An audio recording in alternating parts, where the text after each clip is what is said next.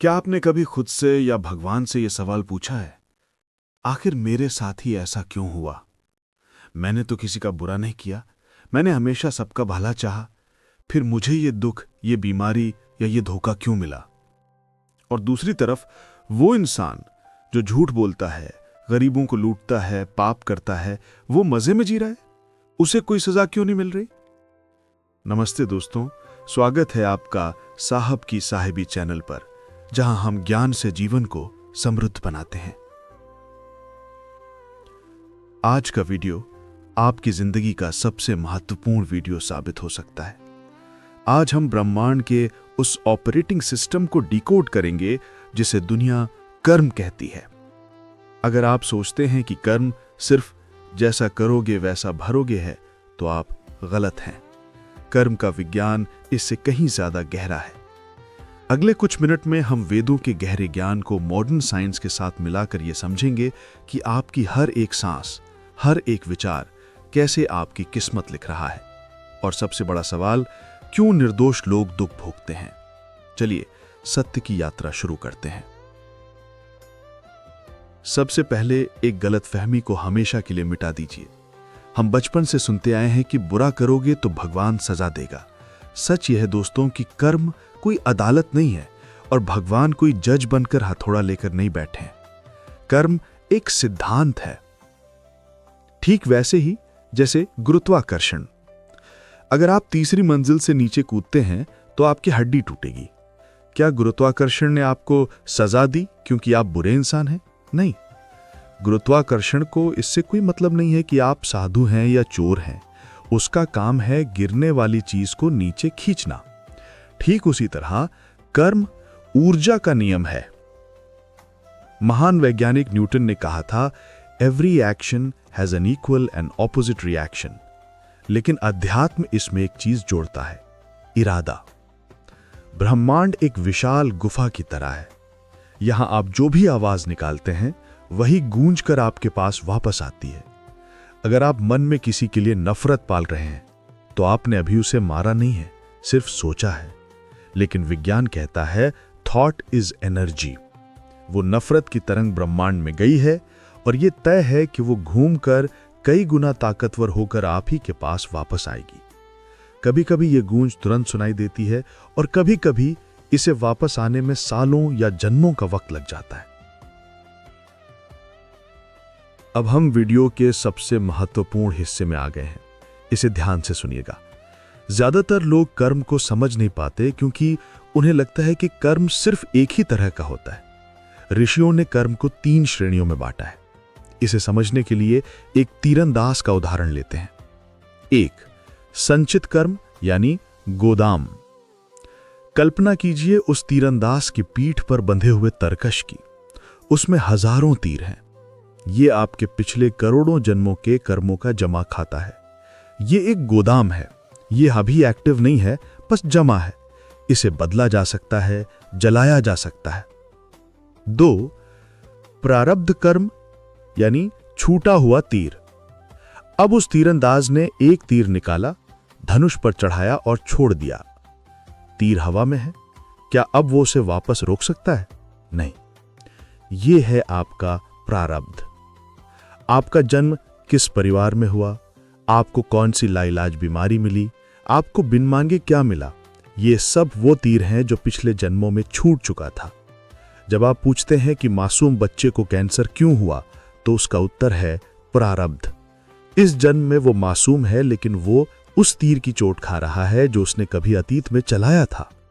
इसे भोगना ही पड़ता है, इसका कोई शॉर्टकट नहीं। 3. क्रियमाण कर्म यानी हाथ का तीर। लेकिन निराश मत होइए, तीसरा कर्म सबसे ताकतवर है। यह वो तीर है जो अभी तीरंदाज के हाथ में है। यह है आपकी स्वतंत्र इच्छा, फ्री विल। आपका प्रारब्ध आपको दुख दे सकता है, लेकिन उस दुख में आप रोते हैं या मुस्कुराकर उसका सामना करते हैं, यह आपका क्रियमाण कर्म है। यही वो कलम है जिससे आप अपना अगला कल लिखते हैं। कर्म का टाइम लैग। अब आपके उस सवाल का जवाब देते हैं जो आपको सोने नहीं देता। वो पापी आदमी मजे में क्यों है और मैं ईमानदार होकर भी परेशान क्यों हूं? दोस्तों, कर्म और फल के बीच में एक समय का अंतर होता है। इसे खेती से समझिए। अगर आप अपने आंगन में खरपतवार या जहरीला पौधा बोते हैं तो वो 10 दिन में उग आता है। लेकिन अगर आप आम का पेड़ लगाते हैं तो उसे फल देने में 5-6 साल लगते हैं। जो दुष्ट व्यक्ति आज मजे कर रहा है, लग्जरी कारों में घूम रहा है, वो अपने आज के बुरे कर्मों का फल नहीं खा रहा, वो अपने प्रारब्ध यानी अतीत के अच्छे कर्मों की फसल काट रहा है। लेकिन जिस दिन उसके पुण्य का खाता यानी प्रारब्ध खत्म होगा, उसने आज जो पाप के बीज बोए हैं वो तैयार खड़े होंगे, और जब वो फल देंगे तो उसे बचाने वाला कोई नहीं होगा। ठीक वैसे ही अगर आप आज अच्छे हैं और दुख झेल रहे हैं तो आप अपना पुराना कर्जा चुका रहे हैं। खुश हो जाइए, क्योंकि आपका बोझ हल्का हो रहा है। आप अपने भविष्य के लिए आम के बगीचे लगा रहे हैं। महाभारत का प्रमाण। महाभारत में एक अद्भुत प्रसंग आता है। युद्ध के बाद अंधे राजा धृतराष्ट्र ने श्री कृष्ण से पूछा, केशव, मेरे 100 पुत्र मारे गए। मैंने ऐसा कौन सा घोर पाप किया था? मुझे पिछले 50 जन्म याद हैं, मैंने किसी चींटी को भी नहीं मारा। श्री कृष्ण मुस्कुराए और बोले, महाराज, 50 जन्म पीछे नहीं, और थोड़ा पीछे जाइए। 50 जन्मों से पहले आप एक शिकारी थे। एक दिन आपने खेल खेल में एक जलते हुए पेड़ पर तीर चलाया था, जिससे उस पर बैठे 100 छोटे पक्षी जलकर मर गए थे और उनकी मां की आंखें धुएं से अंधी हो गई थी। धृतराष्ट्र ने पूछा, तो मुझे सजा मिलने में 50 जन्म क्यों लगे? कृष्ण ने कहा, क्योंकि महाराज, 100 पुत्रों को जन्म देने और उन्हें खोने का दुख झेलने के लिए आपके पास उतना पुण्य यानी गुड कर्मा भी होना चाहिए था जो आपको राजा बना सके। 50 जन्म लगे आपको उस पुण्य को जमा करने में, ताकि आज आप इस पाप का फल भोग सकें। दोस्तों, कर्म का हिसाब इतना सटीक है कि यह ना तो 1 सेकंड जल्दी होता है, ना 1 सेकंड देर से। तो सवाल यह है कि क्या हम बस इस जाल में फंसे रहें? क्या इससे बचने का कोई रास्ता है? हाँ, है। और वो रास्ता भगवान श्री कृष्ण ने गीता में बताया है, निष्काम कर्म।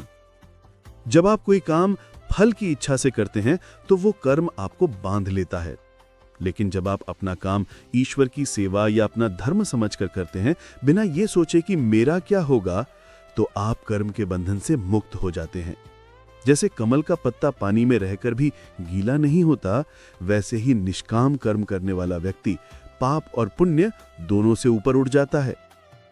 तो आज से अपने अतीत माने प्रारब्ध को स्वीकार करें, उससे लड़े नहीं, और अपने वर्तमान माने क्रियमान को इतना पवित्र बनाएं कि आपका भविष्य अपने आप सुनहरा हो जाए। दोस्तों, कर्म का ये विज्ञान आपको कैसा लगा? क्या इस वीडियो ने आपके मन के बोझ को थोड़ा हल्का किया? अगर हां, तो कमेंट में जरूर लिखें, माय कर्मा माय रिस्पॉन्सिबिलिटी, माने मेरा कर्म मेरी जिम्मेदारी है।